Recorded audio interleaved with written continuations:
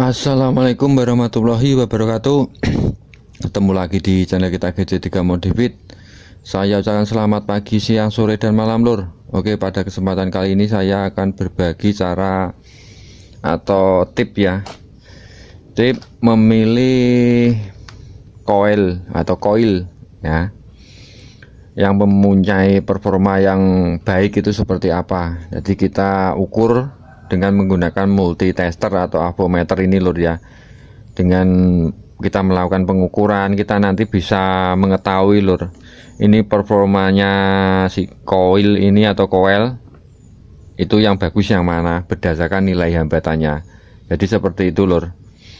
Oke, caranya seperti apa? Ikutin terus videonya sampai habis lur nontonnya.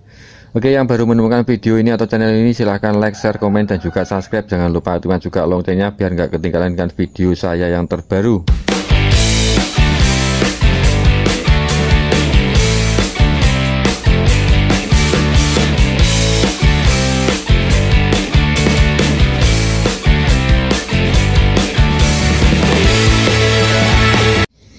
Oke lor, jadi coil ini memiliki di dalamnya itu memiliki dua buah kumparan lur ya. Jadi kumparan primer dan kumparan sekunder. Jadi untuk kumparan primer itu di bagian inputnya atau yang dapat arus dari CDI, ini primernya. Kemudian untuk yang sekundernya itu yang bagian ke busi, jadi yang kabel besar ini namanya kumparannya sekunder. Jadi cara pengukurannya nanti kita ukur untuk sekundernya berapa. Jadi cara pengukurannya itu nanti di bagian pinnya input dengan besinya sini, nah besinya tengah. Untuk mengukur yang bagian sekundernya itu nanti dari kabelnya sini sama besinya ini, jadi groundnya sini. Jadi gitu lur. Jadi untuk mengetahui ukuran nilai hambatannya untuk primer, untuk kumparan bagian sekunder primernya lur, maaf, untuk primernya atau yang dapat input dari CDI itu nilai normalnya itu kalau kondisi dingin lur ya, saya tuliskan di sini. Ini juga untuk mengetahui kondisi coil lur ya, atau coil. Untuk kondisi dingin, nah dingin ya, dingin itu nilai hambatannya itu sekitar 0,4 sampai 0,8 ohm. Nah, kalau bagian sekunder, bagian primer itu ohm lur nilainya. Nah, masih nilai ohm, jadi kecil. Kalau kondisi panas itu beda lagi lur. Jadi coil itu kondisi panas itu sekitar 0,8 sampai 1,2 ohm. Biasanya segini lur. Nah, nilainya itu sebesar itu. Kemudian untuk bagian sekundernya atau yang kebusi ini biasanya nilainya itu untuk ini bagian primer lur ya. Nah, primer. Kemudian untuk bagian sekunder ini bisa jadi patokan lur ya. Kalian mengukur kondisi coil itu masih bagus apa enggak. Itu nilainya ini kilo ohm lur. Biasanya 6 sampai 13 kilo ohm. Nah, lambangnya seperti ini. Itu yang kondisi normal. Nah, jadi seperti itu. Cuma berbeda lor. Ini kalau coil untuk motor-motor karburator itu biasanya nilainya lebih kecil dibandingkan dengan coil punyanya motor yang sudah injeksi. Ini berbeda lor. Kalau injeksi itu nilai hambatannya akan lebih besar. Nah, jadi seperti itu. Jadi nilai hambatannya lebih besar atau lebih kecil itu mana yang lebih baik atau performanya itu lebih baik. Oke, ini kita ukur dulu. Cara pengukurnya seperti ini. Bentar lur, maaf lur, suaranya agak berisik, tetangga lagi manasin motor. Nah, oke, jadi gini lur ya. Untuk pemilihan performa coil yang bagus itu untuk nilai hambatan di bagian sekundernya sini ya, bagian primer. Balik lupa ya, efek belum sarapan lur. Nah, bagian primer sini itu nilainya itu makin kecil itu biasanya makin bagus lur nilai hambatannya. Kalau di bagian sekundernya ini makin besar itu makin bagus.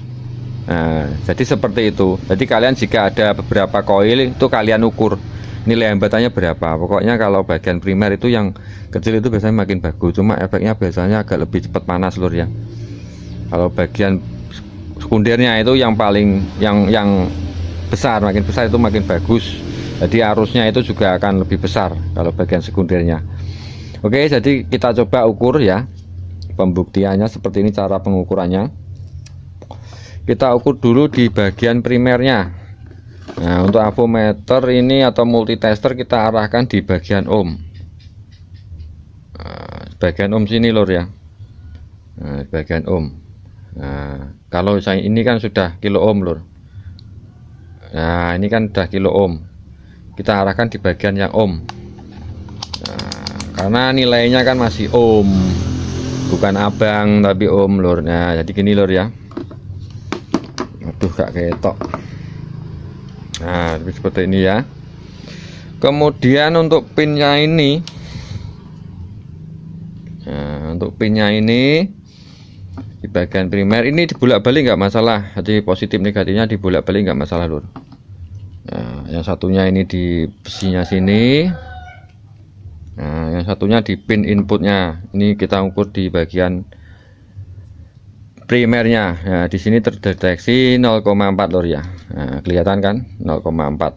Nah, di sini kan kondisi dingin lur. Jadi minimal kan hambatannya tadi kan 0,4 sampai 0,8 itu normalnya lur. Nah, ini normalnya. Kalau panas bisa 0,8 sampai 1,2 ohm. Nah, ini berarti masih normal kan 0,4 di sini. Nah, aduh. Kemudian kita lanjut ke pengukuran bagian sekundernya. Sekunder ini kita arahkan ke kilo ohm lur. Kamera ini rodok jadul lur, maklum ya. Kita arahkan di sini ya, di kilo ohm. Seperti itu. Mungkin ini untuk jenis avometer atau multitesternya beda, itu mungkin beda lur. Jadi nggak semuanya sama ya. Jadi kalau yang sih makanya seperti ini caranya. Kadang beda-beda memang jenis multitester itu beda-beda. Yang mahal itu mungkin beda lagi nanti. Udah otomatis kita kasih di sini kilo ohm, dia tetap bisa ngukur yang ohm lur. Tapi ini berhubung ini yang murahan lur. Multitesternya yang murahan. Nah, yang satunya tetap di sini lur ya. Nah, kemudian kita taruh yang di coil ini, yang di outputnya.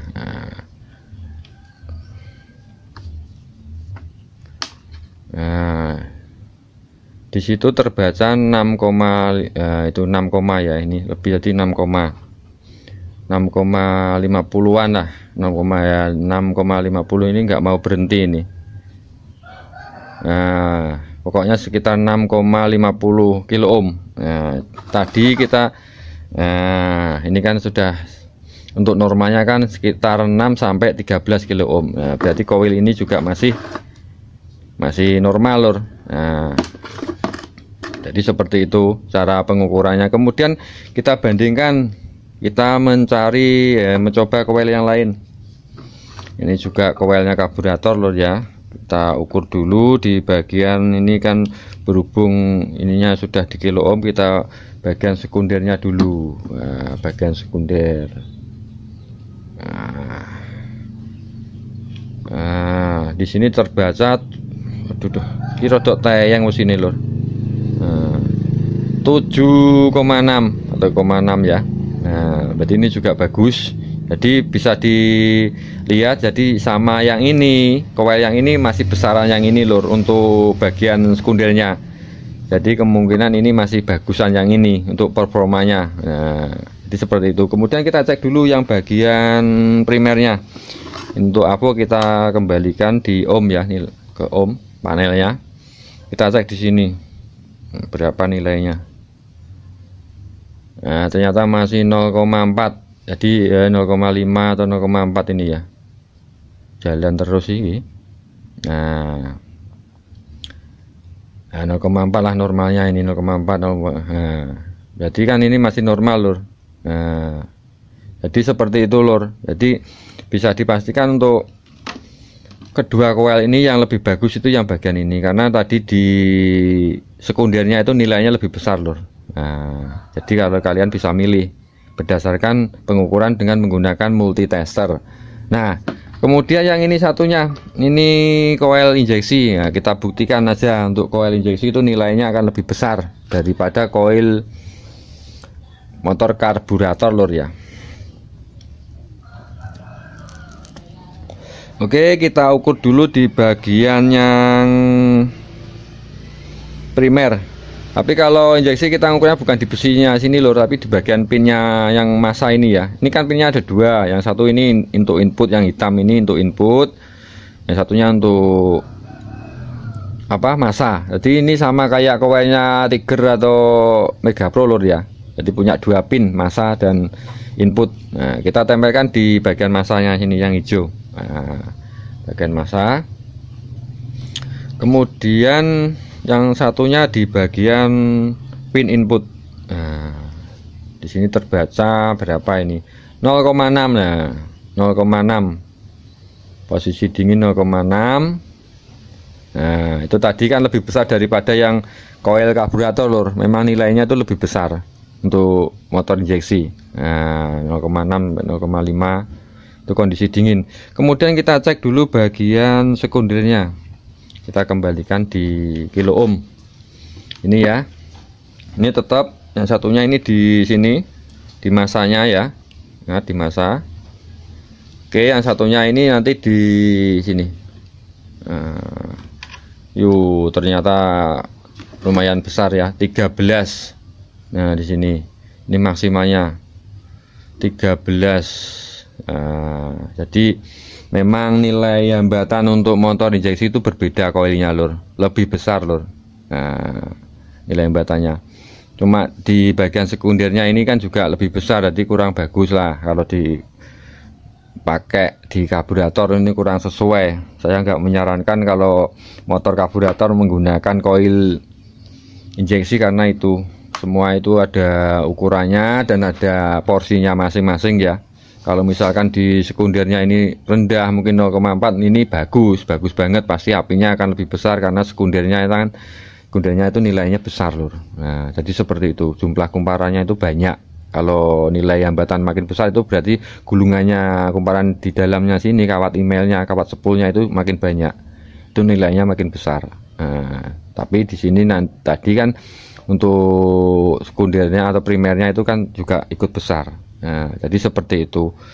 Kalau tidak ada gerakan, kalau hambatannya ini misalkan 0 ya, salah satu atau primer atau sekundernya itu 0, itu berarti koil ini nggak normal lor, atau mati, nggak bisa dipakai. Atau hambatannya kurang dari ini atau melebihi ini ya, ini juga berarti kurang bagus. Pokoknya patokannya ada di angka ini lor, kondisi dingin. Nah, itu patokannya ada di angka sini. Kalau melebihi itu berarti itu kondisi kurang bagus atau di bawahnya standarnya, ukuran standarnya. Jadi seperti itu lur, kalian bisa coba cek-cek, pilih-pilih. Jadi misalkan pakai koilnya motor apa gitu, kalian pilih yang nilainya paling bagus itu kira-kira yang mana, kalian bisa coba lur ya. Karena itu pasti berbeda-beda lur biasanya. Jadi kayak koilnya YZ, berarti koil racing itu kalian bisa coba tes dengan avometer atau multitester ini, hambatannya berapa itu kalian bandingkan. Jadi kalian bisa pilih-pilih koil yang bagus itu, misalkan motor apa bisa kalian cek di sini pakai multitester. Seperti itu caranya. Oke lor, jadi mudah-mudahan ini bisa bermanfaat untuk kalian semua. Saya ucapkan banyak terima kasih atas waktunya sudah menyempatkan menonton video saya. Sampai bertemu di video saya selanjutnya. Wassalamualaikum warahmatullahi wabarakatuh.